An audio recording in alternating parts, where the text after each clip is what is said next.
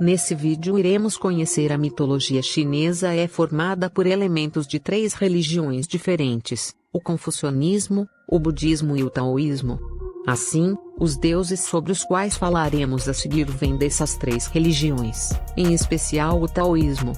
Félix Guirandi, no seu livro História das Mitologias, chama a atenção para uma característica peculiar da mitologia chinesa: o conjunto dos deuses, ou panteão, é uma cópia da sociedade chinesa. Da mesma forma como a sociedade se organiza, organizam-se os deuses na sua sociedade celeste, com seu corpo administrativo e hierarquicamente organizado. Cada ministério tem seu chefe e seus funcionários, cada um deles com uma função previamente definida. Tudo é organizado à semelhança de um estado. Líderes sucedem-se uns aos outros e funcionários podem ser demitidos e substituídos por outros mais competentes para exercer a função. Outra particularidade da mitologia chinesa é que grande parte de suas divindades não tem origem divina, mas humana. Muitas delas já foram seres humanos um dia. Após a morte, tornaram-se deuses, geralmente devido às virtudes ou boas ações praticadas em vida. Há muitos deuses na mitologia chinesa. E há deuses para muitas coisas: felicidade, literatura, lar, portas, riqueza, profissões, etc. Vamos conhecer alguns dos mais populares? Yuti ou Augusto de Jade, o Supremo Imperador de Jade. Segundo Félix Guirandi, na mitologia chinesa os deuses moram no céu, mas moram em lugares separados. Na verdade, a hierarquia que existe entre eles é traduzida em andares, em cada um dos quais vivem determinados deuses. Quanto mais alto esse andar, mais importante é a divindade. Yuti ou Augusto de Jade, o Supremo Imperador, reside, com sua corte, num suntuoso palácio localizado no andar superior. Ele é a autoridade máxima, o que quer dizer que todos os outros deuses estão subordinados a ele. Yuti, também conhecido como Pai Céu, Lao Yen, ou simplesmente Imperador de Jade, é o responsável pela criação dos seres humanos. Diz a lenda que o Imperador de Jade fez os seres humanos a partir do barro, tal como muitos outros mitos criacionistas que conhecemos. Após moldar as estatuetas, deixou-as no sol para secar. Mas veio uma tempestade, e o Pai Céu apressou-se em retirar suas pequenas criaturas da água. Algumas acabaram sendo danificadas por causa da água. Outras não. As danificadas deram origem às pessoas doentes, ao passo que as estátuas que saíram intactas originaram as pessoas saudáveis. Yuti comanda tudo de seu palácio, tal como um imperador. Aliás, as semelhanças com um império, tal como houve na China, é bem grande. A corte que cerca o Pai Céu é constituída por oficiais e ministros, todos eles deuses de menor importância, e seu império, como não poderia deixar de ser, ainda conta com um forte exército. Augusto de Jade é casado com Wang Muniang Niang, a rainha mãe Wang, que vive com seu marido no palácio e organiza festas de imortalidade, onde os pêssegos são muito apreciados. Mas não são quaisquer pêssegos que são servidos nesses banquetes. Esses pêssegos são especiais, pois são cultivados no jardim imperial e só amadurecem de 3 em 3 mil anos. Daí o pêssego ter se tornado símbolo da longevidade para os chineses. Lei Kong, o Senhor do Trovão, Deus do Trovão, imagem de Lei Kong, autor não identificado, que ilustra o livro Mitos da China e do Japão, 1923, de Donald Mackenzie. Está para existir um deus tão horripilante quanto Lei Kong, também conhecido como Deus ou Senhor do Trovão. Geralmente é representado como um ser de corpo azulado, com garras no lugar dos dedos dos pés, asas, um rosto disforme e armado com uma machadinha e algo que se parece com uma adaga ou um cinzel. Só de olhar já dá medo, não é mesmo? Mas o Senhor do Trovão, diz a lenda, só faz o mal para aqueles que cometem crimes. Assim, dá para dizer que Lei Kong é um deus associado ao cumprimento da justiça.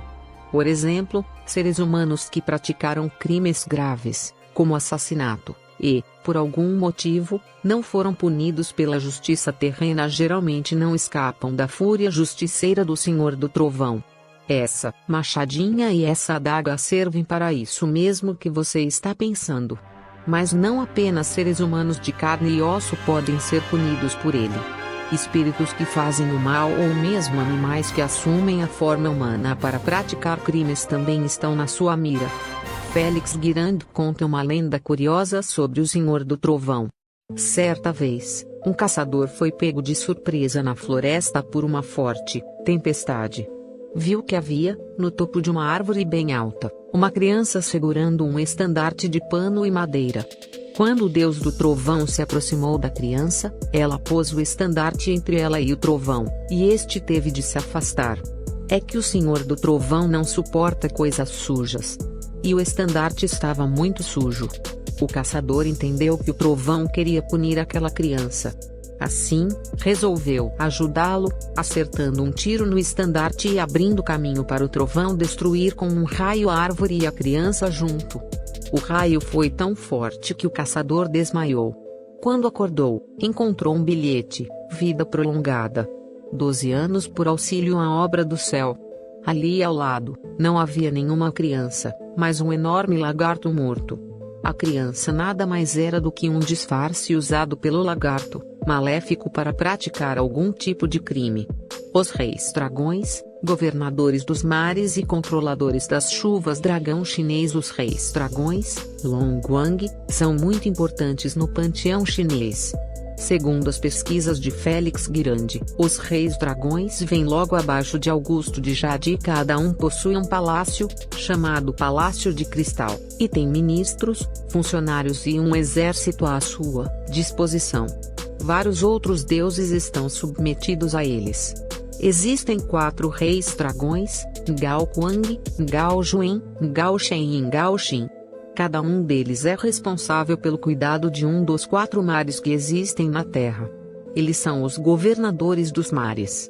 Por isso, seus exércitos são formados por animais marinhos, como peixes e caranguejos, que os auxiliam a vigiar as profundezas marítimas.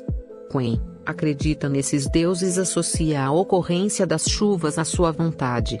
Sim, os reis dragões estão associados ao elemento água. Como já vimos, eles zelam pelos mares. Mas, de acordo com Guirand, mesmo o menor dos córregos está relacionado com os reis dragões e, para os crentes, é melhor venerá-los para que nunca falte a tão preciosa água. Há templos e cerimônias para os reis dragões. Também são feitas procissões em homenagem a esses deuses. Tradicionalmente, os aldeões chineses faziam sacrifícios de animais ao rei dragão para pedir chuva nos períodos de estiagem ou mesmo para parar a chuva quando há risco de inundação. Hoje em dia, os reis dragões ainda são muito venerados. Sua popularidade é tanta que uma das tatuagens mais comuns atualmente é a imagem de um rei dragão. Se você não tem uma, certamente já viu várias por aí. Sheo Xing, o deus da longevidade. Estatueta de madeira representando Sheo Xing, com seus longos bigodes e sua enorme cabeça calva. Muita gente diz que envelhecer é uma dádiva. E quem pode ou não conceder essa dádiva, segundo a mitologia chinesa, é Sheo Xing, geralmente representado como um velhinho baixo, com barba e bigodes brancos e um enorme crânio careca. Em algumas representações, Sheo Xing está segurando um pêssego, símbolo da imortalidade. Em outras, vem rodeado por animais que costumam viver muito tempo, como a tartaruga. É ele quem determina quanto tempo cada um de nós vai viver. Você acredita em destino? Pois é. Saiba que, se depender de Sheo Xing, seu destino já está selado. Isso porque ele mesmo tratou de registrar em tábuas de madeira a data da morte de cada pessoa. Mas não pense que Sheo Xing não pode mudar de ideia. Sua cabeça é grande, mas não é dura. Dependendo do agrado, ele pode muito bem modificar o destino. Afinal, tudo aquilo que se escreve pode ser apagado, não é mesmo? Guirand relata uma história curiosa a esse respeito. Certo dia, um menino ofereceu uma garrafa de vinho a Shelsing sem saber que o destino lhe reservava uma vida curta. Nas tábuas do deus estava escrito que o menino morreria com apenas 19 anos de idade. Como Shelsing é chegado num vinho, em sinal de agradecimento ele modificou aquilo que havia escrito, trocando 19 por 90. Na China, tradicionalmente se fazem oferendas e homenagens a Shelsing quando alguém faz aniversário, principalmente no caso do aniversariante ser uma pessoa idosa. Diante da imagem do deus, as pessoas costumam acender velas e ofertar frutas. O objetivo é sempre agradar Shelsing a fim de garantir uma vida longa e saudável. Vai fazer uma prova? Peça ajuda ao Wenchang, o deus da literatura. Deus da literatura, estatueta representando Wenchang, conhecido como o deus da literatura ou do conhecimento. Aquilo que falamos no começo sobre os deuses da mitologia chinesa terem sido, originalmente, seres humanos vale para Wenchang, o deus da literatura ou do conhecimento. Foram ao todo 17 vidas para que Augusto de Jade se convencesse dos méritos de Wen para se tornar o grande imperador da literatura. Ele geralmente é invocado por estudantes que andam precisando de uma forcinha nos exames escolares. Sabe aquele empurrãozinho que pode fazer toda a diferença na hora da prova? Pois, para quem acredita, Wenchang ou qualquer um dos seus assistentes, como Kuei Xing, tem a capacidade de fazer verdadeiros milagres. Diz a lenda que, na época das dinastias, um estudante invocou Wenchang após fazer um exame. Ele tinha estudado bastante, mas ainda assim não havia ficado feliz com seu desempenho na prova. À noite, o rapaz teve um sonho curioso. Wenchang pôs fogo em muitos papéis e, em seguida, mostrou um papel onde estava escrito um texto, que o rapaz decorou. No dia seguinte, a surpresa, um incêndio havia destruído a casa onde as provas estavam guardadas. Foram aplicadas novas provas. Desta vez, bastava ao rapaz transcrever o texto que havia decorado no sonho. O resultado, claro, foi divino. Pia Yuan Qiun ou Kuan Yin, protetora das mulheres e deusa da fertilidade. Deusa da fertilidade no budismo, seu nome é Kuan Yin, a deusa que está sempre sentada numa flor de lótus. Há algumas versões para a deusa da fertilidade. No budismo chinês, seu nome é Kuan Yin. Na mitologia chinesa, é Pia Yuan Qiun, filha do grande imperador do Pico de Leste, subordinado a Augusto de Jade e responsável por cuidar dos homens na terra. A deusa da fertilidade também é conhecida como Princesa das Nuvens Matizadas ou simplesmente Santa Mãe. Tradicionalmente, sua função é proteger as mulheres. Durante os partos, dizem que ela está sempre a postos para garantir a saúde da mãe e do filho que está nascendo. Por isso, muitas representações dessa deusa trazem uma criança no seu colo. Além disso, Kuan Yin é conhecida por suas qualidades como curandeira. Assim, ela também é conhecida como a deusa da cura ou da misericórdia. Geralmente é invocada por pessoas que têm algum tipo de problema de saúde. Mas, com o tempo, ela acabou se tornando uma deusa com múltiplas habilidades e há pessoas que solicitam sua ajuda sempre que estão passando por momentos de aflição na vida. Essa deusa ainda hoje é muito popular. Há diversos templos na China e em outros países em homenagem a ela. O principal deles fica na ilha de Putuosan, no arquipélago de Shuzan, para onde muitos budistas vão todos os anos para pedir a proteção ou mesmo prestar homenagens a Kuan Yin. Caixin, o deus da prosperidade. Deus da prosperidade, estátua do deus da prosperidade, datada do século XVII, em exposição no Royal Ontario Museum. Este é um deus que costuma chamar a atenção mesmo de quem não é religioso ou não acredita nos deuses da mitologia chinesa. Sua popularidade explica-se por uma única palavra: riqueza. Acredita-se que Caixin pode ajudar uma pessoa a encontrar o caminho da prosperidade na vida. Por isso, costumam-se fazer oferendas a ele. Antigamente, os devotos faziam sacrifícios de animais para homenageá-lo. Seu dia é o quinto do calendário lunar, quando, de acordo com a tradição, são feitos os sacrifícios diante da imagem do Deus. Mas as homenagens e os pedidos a Caixem começam no ano anterior, mais especificamente na véspera do Ano Novo. Afinal, quem nunca invocou seu Deus, ou deuses, no Réveillon para ter um ano novo próspero?